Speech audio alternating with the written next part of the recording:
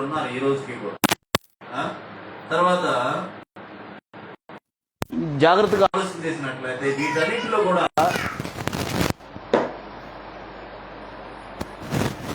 వీటన్నిటిలో కూడా జాగ్రత్తగా ఆలోచన చేసినట్లయితే దేవుడు కోరుకునే ఆరాధన ఏంటంటే పరిశుద్ధులు ఆరాధించే ఆరాధన కోరుకుంటున్నాడు. దేవుడు మన నుండి ఏం కోరుకుంటున్నాడంటే ఆరాధన కోరుకుంటున్నాడు. మన మనుషులందరూ కూడా ఆయన ఆరాధించాలని ఏ విధంగా ఆరాధించాలని కోరుకుంటున్నాడు? ఆత్మతో సత్యముతో ఆరాధించాలని ఆయన కోరుకుంటున్నాడు. జాగ్రత్తగా గ్రంథాన్ని ఆలోచన చేసినట్లయితే గ్రంథంలో ఎన్ని ఆరాధనలు ఉన్నాయంటే దేవుడు మనల్ని సృష్టించిన తండ్రి మన నుండి కోరుకునేది ఒక్కటే, ఏంటంటే ఆయనను ఆరాధించమని చెప్పాడు. మన పితరులు పూర్వీకులు కానివ్వండి మొదటి నుంచి ఆరాధిస్తూ వచ్చారు. ఆరాధన అంటే ఏంటో మనం నేర్చుకున్నాం.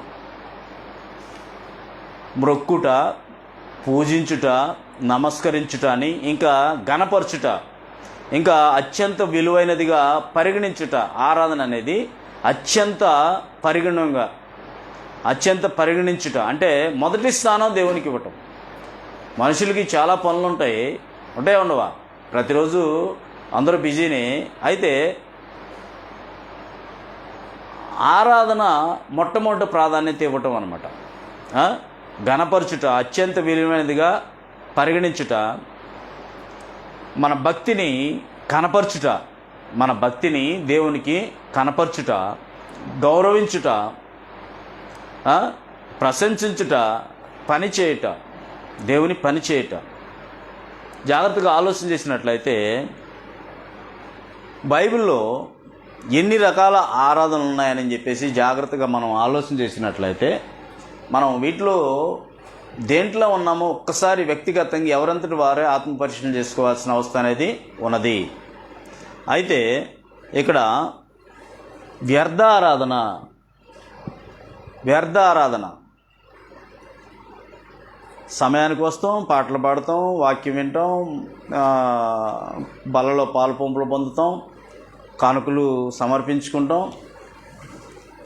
అయినా సరే వ్యర్థ ఆరాధన చేస్తున్నారు అంటున్నాడు అనమాట. ఒకవేళ నీలో నాలో ఏమైనా ఇది ఉందేమో ఒక్కసారి ఆలోచన చేయాల్సిన వస్తుంది. దీని గురించి గ్రంథంలో మత్తయి సువార్తలో 15వ అధ్యాయము, దీని గురించి బైబిల్లో జాగ్రత్తగా గమనించినట్లయితే మత్తయి సువార్త 15వ అధ్యాయము 7 నుంచి 9 వచనాలు గమనించినట్లయితే 6వ వచనం నుంచి కూడా 6 నుంచి 9 వచనాలు గమనించినట్లయితే మీ పారంపర్య ఆచారముల నిమిత్తము దేవుని వాక్యం నిరర్ధకము చేయుచున్నారు. వేషధారులారా, ఈ ప్రజలు తమ పెదవులతో నన్ను గణపరచుదురు గాని వారి హృదయము నాకు దూరముగా ఉన్నది.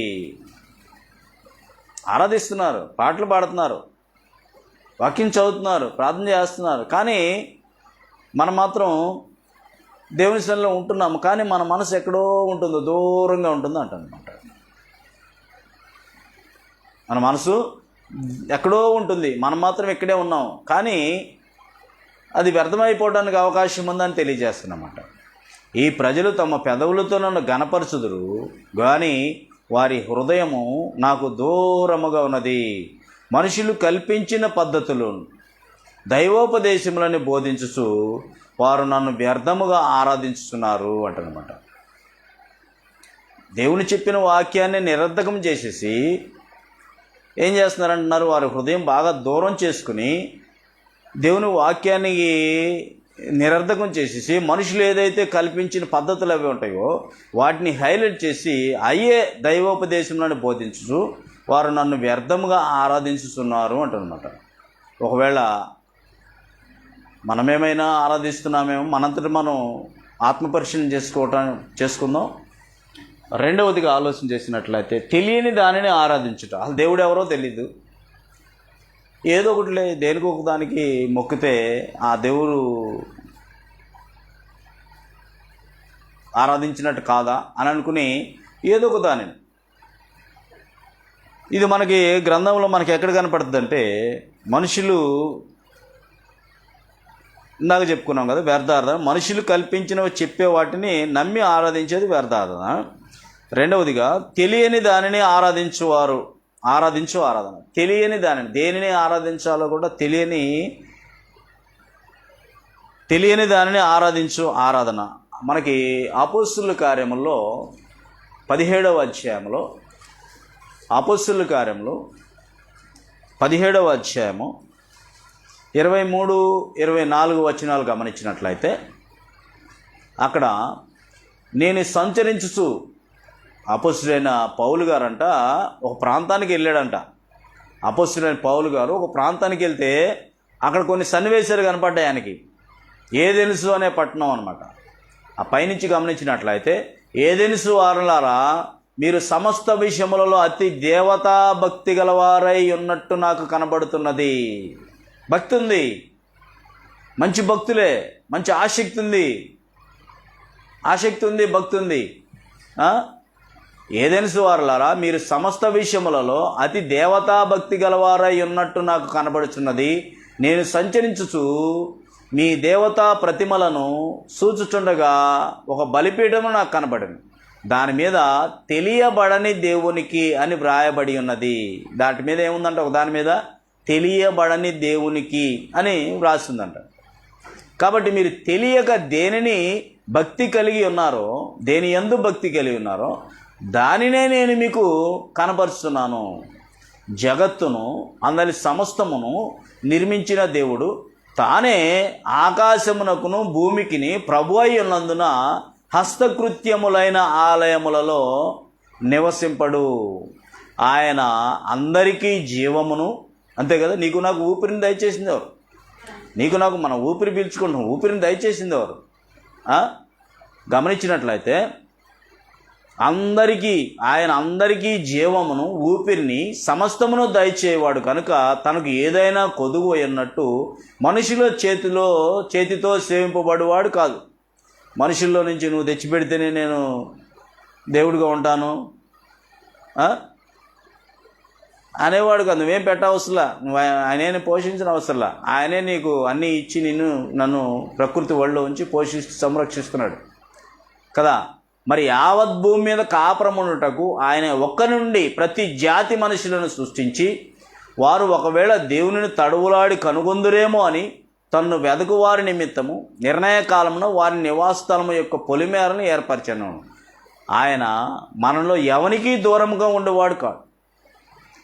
మనం ఆయన యందు చలించుచున్నాము అని అంటున్నాడు.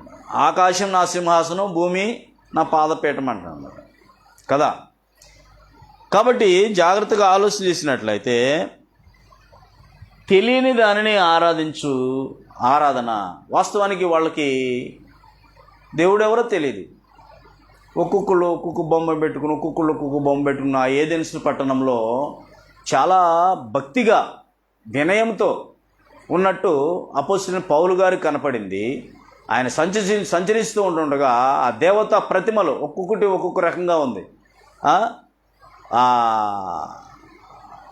ఒకటి మాత్రం తెలియబడని దేవునికి అని వ్రాయబడింది. దాని మీద చూశాడు, మీకు ఏదైతే తెలియబడిందో అది తెలియజేయడానికే నేను వచ్చానని చెప్పేసి, జగత్తును అందులో సమస్తము నిర్మించిన దేవుడు తానే ఆకాశము భూమికి ప్రభు అయినందున హస్తకృత్యముల ఆలయంలో దేవసింపడు అని చెప్పేసాడు. హస్తకృత్యములైన ఆలయంలో ఎక్కడ నివసిస్తాడు మరి దేవుడు ఎక్కడ నివసిస్తాడు? నీ హృదయమే దేవుని ఆలయం కదా. నీ హృదయమే దేవుని ఆలయం. నీ హృదయంలో నివసిస్తాడు. కాబట్టి తెలియని దానిని ఆరాధిస్తున్నామేమో, ఎవరంతటి వారు ఆత్మ పరిశీలన చేసుకుందాం. మూడవదిగా ఆలోచన చేసినట్లయితే స్వేచ్ఛ ఆరాధన. తెలియని దానిని ఆరాధించుట. దేవుడు ఏం చెప్పాడంటే, దేవుడు ఆత్మ, నీలో నాలో ఆ దేవుడు పెట్టిన ఆత్మ ఉంది. కాబట్టి ఆ ఆత్మతో దేవుడు కంటికి కనబడేవాడు కాదు. మనుషులు వెండితో కానీ బంగారంతో కానీ సిల్వర్తో కానీ మట్టితో కానీ ఏ బొమ్మ చేసుకున్నా సరే అది బొమ్మే, దేవుడు కాదు. నీలో ఊపిరిని ఊది ఆ ఆత్మను పెట్టినవాడు దేవుడు. కాబట్టి ఆయన ఏమంటాడంటే, దేవుడు ఆత్మ గనుక ఆయనను ఆరాధించేవాళ్ళు ఆత్మతో ఆరాధించాలంటాడు, సత్యముతో ఆరాధించాలంటాడు, యథార్థముగా ఆరాధించాలంటాడు, యేసుక్రీస్తు ద్వారా ఆరాధించాలంటాడు, పాటల ద్వారా ఆత్మతో మనసుతో ఆరాధించాలంటాడు. కాబట్టి జాగ్రత్తగా ఆలోచన చేసినట్లయితే స్వేచ్ఛ ఆరాధన, మూడవదిగా స్వేచ్ఛ ఆరాధన. స్వేచ్ఛ ఆరాధన అంటే ఎవరికి నచ్చినట్లుగా వారు ఏ దేవతను అనుకుంటే ఆ దేవతను తమకు నచ్చినట్లుగా సమయం సందర్భం లేకుండా ఇష్టం వచ్చినట్లు ఆరాధిస్తున్నారు, ఇష్టం వచ్చినట్లుగా ఆరాధిస్తున్నారు. కొలస్సీ పత్రికలో 2వ అధ్యాయము, కొలస్సీ పత్రిక 2వ అధ్యాయము జాగ్రత్తగా గమనించినట్లయితే, కొలస్సీ పత్రిక 2వ అధ్యాయము